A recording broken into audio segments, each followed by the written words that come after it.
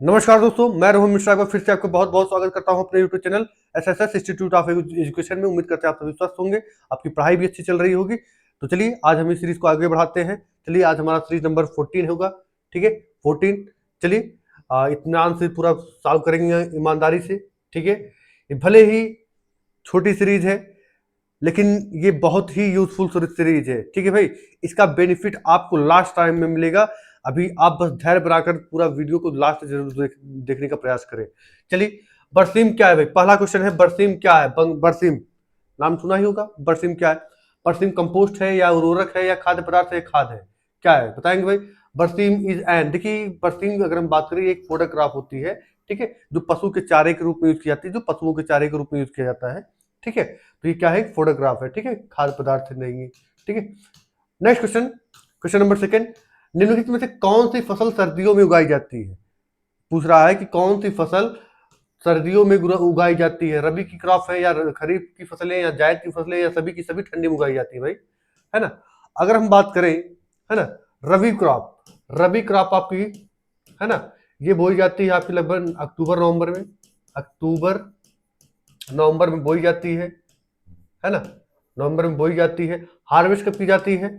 Harvest कब की जाती है? ये की जाती है आपकी मार्च अप्रैल में।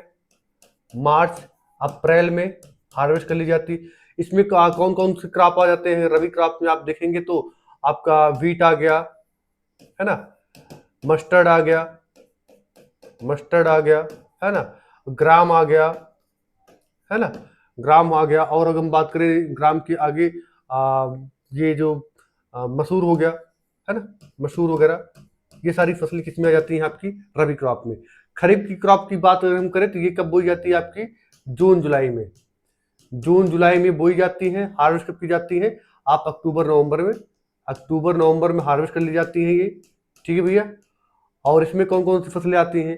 आपकी जो है मेज हो जाएगा, है ना, मेज हो जाएगा, पैडी हो जाएगी, धान हो जाएगा, है ना, ग्राउंड नट हो जाएगा, ग्राउंड नट, है ना, सोयाबीन हो जाएगी, सोयाबीन हो जाएगी, उसके साथ ही कॉटन हो जाएगा, है ना, कॉटन हो जाएगी, ईटीसी।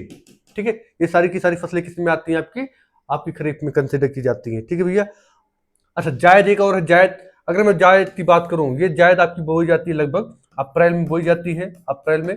ठीक है, इसमें आपका पंपकिन वगैरह आ जाएगा, यानी आपकी हरी सब्जियां, पंपकिन वगैरह हो गया, है ना, बॉटल गार्ड वगैरह हो गए, है ना, बॉटल गार्ड हो गए, है ना, मस्क मेलन हो गया, मस्क मेलन, वाटरमेलन, है ना, ये सारी की सारी फसलें किस में आती हैं? आपकी कब ये हार्वेस्ट की जाती हैं? ये आपकी की जाती है लगभग जून में।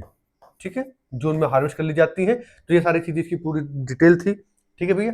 नेक्स्ट को अगर तो इसका राइट आंसर क्या होगा भाई? विंटर में रबी क्रॉप उगती है। ठीक है, option number A the right answer. ठीक है, चलिए नेक्स्ट क्वेश्चन की अगर हम बात करें, क्या है भाई? Next question, question number third. Xanthium और पार्थेनियम किसके उदाहरण है? बताएंगे। जैंथियम और पार्थेनियम किसके एग्जाम्पल है भाई? बताए, कीट के हैं या खरपतवार के हैं या कीट के हैं या फिर क्रॉप प्लांट है? तो इंग्लिश में देखेंगे भाई, पेस्ट है या वीड्स है या इंसेक्ट है या क्रॉप प्लांट है? बताएंगे फटाफट से। अगर मैं बात करूं जैंथियम और पार्थेनियम, ये आपकी मैं बात करूं दो के दोनों क्या है? वीड्स है, खरपतवार है ना, जो कि आपको गेहूं के पौधे या फसल में देखने को मिलते हैं। ठीक है, नेक्स्ट क्वेश्चन की हम बात करें, क्वेश्चन नंबर 4। किसी भी रोग के आकस्मिक जीव को क्या कहा जाता है? यानी casual organism of any disease is called paste, host, parasite होगा भाई ये, पैरासाइट और पैथोजन। क्या होगा बताएंगे? राइट आंसर इसका क्या होगा? फटाफट से जवाब दीजिएगा भाई, हट जा रहे हैं, है ना। इसका राइट आंसर क्या है? फटाफट से जवाब दीजिए।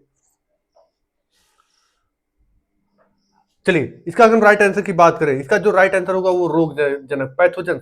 देखिए, माइक्रो ऑर्गेनिज्म जो होते हैं दो टाइप के होते हैं, कि एक आपका यूजफुल होता है ना, एक आपका useful micro organism,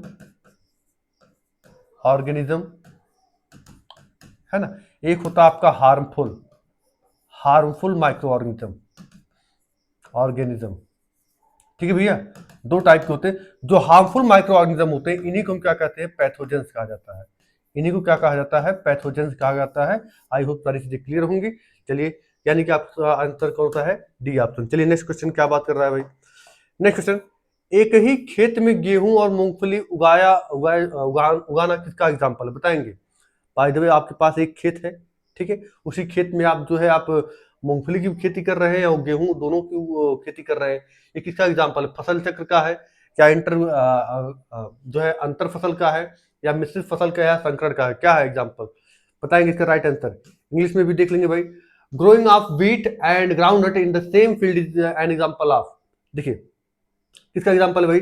crop rotation का मतलब होता है कि आप हर साल जो है फसल को बदल दीजिए, ठीक है, पैटर्न को आप बदल दीजिए, पैटर्न आप फसल को बदलिए, ठीक है। इंटरक्रॉपिंग क्या है, आपके पास एक पूरी लैंड हो गई बाय द वे, ठीक है भाई, बाय द वे आपके पास बताइए इतना पूरा क्या है, लैंड है, ठीक है। इसमें आपने रो बना दिया ऐसे ऐसे करके, ठीक है। एक यहाँ पर आपने सरसों बो दिया, ठीक है, यहाँ पर आपने क्या बो दिया, गेहूं बो दिया, फिर आपने सरसों बो दिया, फिर गेहूं बो दिया। ये क्या है कि इसमें जो सीड होते हैं वो मिक्स नहीं करते हैं, है ना, यानी कि सीड नॉट मिक्स्ड, है ना। इसकी खासियत बात यही है कि इसमें सीड जो है मिक्स्ड नहीं होते। इंटरक्रॉपिंग में सेम लैंड पर दो दो फसल उगाई जाएगी, लेकिन दोनों अलग अलग कॉलम बनाकर, ये आपकी बाय द वे वीट हो गई, इसको मान लीजिए अगर वीट हो गया तो ये आपका बाय द वे मान लीजिए मस्टर्ड हो गया, है ना, ये मस्टर्ड हो गया, ठीक है। फिर आपका ये वीट हो गया, फिर आपका मस्टर्ड हो गया, है ना। आप देख पा रहे हैं हम एक पैटर्न पर चल रहे हैं, यानी सीड को मिक्स नहीं किया गया है, ठीक है। तो ये आपका होता है इंटरक्रॉपिंग। मिक्स्ड क्रॉपिंग भाई आप दोनों मिक्स कर दीजिए, है ना। अब इसी क्या करिए, हमने यहाँ पर एक पैटर्न पर बोया है तो मैंने इसको क्या नाम दे दिया, इंटरक्रॉपिंग दे दिया। अगर मैं इसी को ही इसी में आप वीट और सरसों मस्टर्ड दोनों मिला दीजिए, सब मिला दीजिए, है ना, खिचड़ी बना दीजिए, क्या हो गया, मिक्स क्रॉपिंग हो गई। हाइब्रिडाइजेशन क्या होता है कि हमें एक नए आप कह सकते हैं एक नई इस चीज का तैयार करना, ये आपका हाइब्रिडाइजेशन होता है। नेक्स्ट क्वेश्चन की हम बात करें, क्या कर रहा है। ध्वनि और प्रकाश तरंगे होती है, यानी sound and light wave both क्या होती है भाई, बताएंगे दोनों क्या होती हैं। Have similar wavelength, obey the law of reflection, C करा have same velocity, can travel through vacuum. Right answer क्या होगा, बताएंगे भाई, इसका राइट आंसर क्या होगा, बताएंगे फटाफट से, है ना। अगर मैं बात करूं इस क्वेश्चन के आंसर की, क्वेश्चन नंबर 6 की, देखिए अगर मैं दोनों की बात करूं तो इसका जो राइट आंसर होगा ये ओबे द लॉ ऑफ रिफ्लेक्शन, ठीक है। ये दोनों के दोनों भाई आपको रिफ्लेक्ट होते हैं और दो के दोनों किस रूल को फॉलो करते हैं, लॉ ऑफ रिफ्लेक्शन को फॉलो करते हैं। आई होप सारी चीजें क्लियर होंगी। आपका number B is the right answer. चलिए क्वेश्चन नंबर 7 क्या कर रहा है।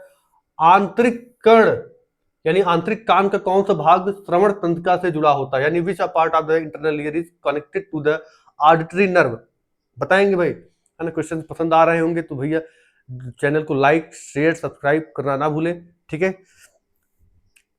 आगे बात करें, है ना। तो अगर हम इसके राइट आंसर की बात करें, which part of the internal ear is connected to the auditory nerve, ये आपका ऑप्शन नंबर सी कॉकलिया, है ना, कर्णावर्त, कर्णावर्त यानी कोकलिया, इसका राइट आंसर है option number C. Option number C is the right answer. Next question क्या बात कर रहा है। कान के अंदर कंपन तीन छोटी हड्डियों द्वारा प्रवर्धित होते हैं, बताएंगे भाई, बताएंगे इसका राइट आंसर क्या है, फटाफट से इसका जवाब दीजिएगा। इसका राइट आंसर क्या है भाई, है ना। पहला ऑप्शन है हैमर, निहाई और रकाब, बी ऑप्शन है हैमर, निहाई और कर्णपल्लव, सी ऑप्शन है हैमर, कर्णावर्त और कर्णपल्लव, डी ऑप्शन है कर्णपल्लव, निहाई और रकाब। इंग्लिश में देख लेते भाई, हिंदी बड़ी डेंजर है इसकी, इंग्लिश देख लो इसकी, आप समझ में आएगा ज्यादा। Vibrations inside the ear are amplified by the three small bones namely, बताएंगे क्या है ऑप्शन।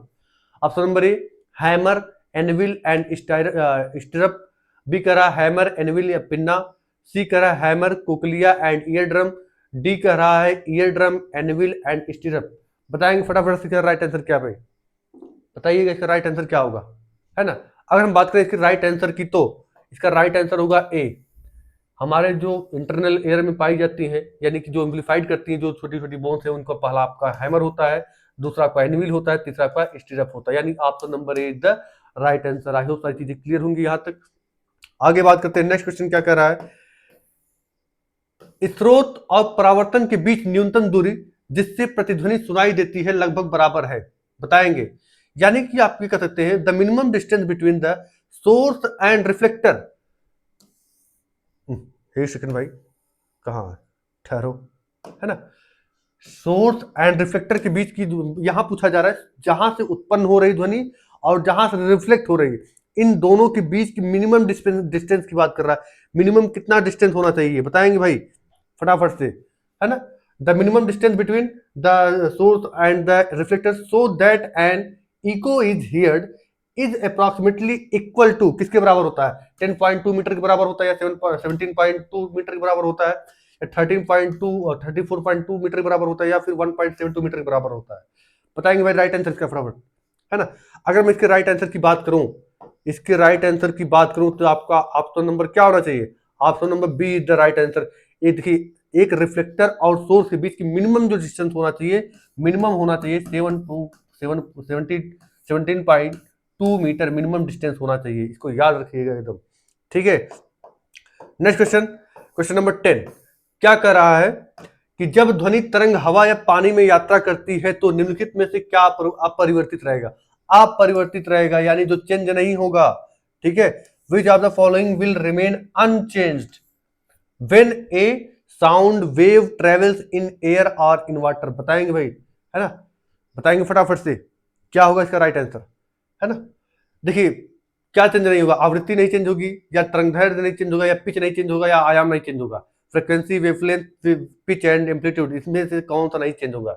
अगर मैं इसके राइट आंसर की बात करूं, इसके राइट आंसर की बात करूं तो इसका जो राइट आंसर होगा क्या होना चाहिए भाई? आप बताएंगे फटाफट से।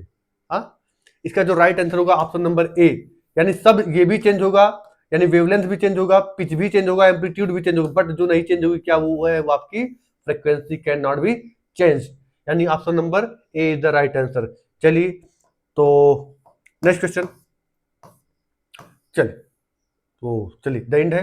तो उम्मीद करते हैं आपको क्वेश्चन पसंद आए होंगे। वीडियो को लाइक शेयर सब्सक्राइब करना ना भूलिएगा भैया, क्योंकि आपकी छोटी सी ये जो है आप मदद जो होती है कहीं किसी न किसी का भला कर सकती है। तो ये चीजें आप जितना हो सके लोगों तक पहुंचाने का कार्य करें, ठीक है। मिलते हैं नेक्स्ट वीडियो में, धन्यवाद।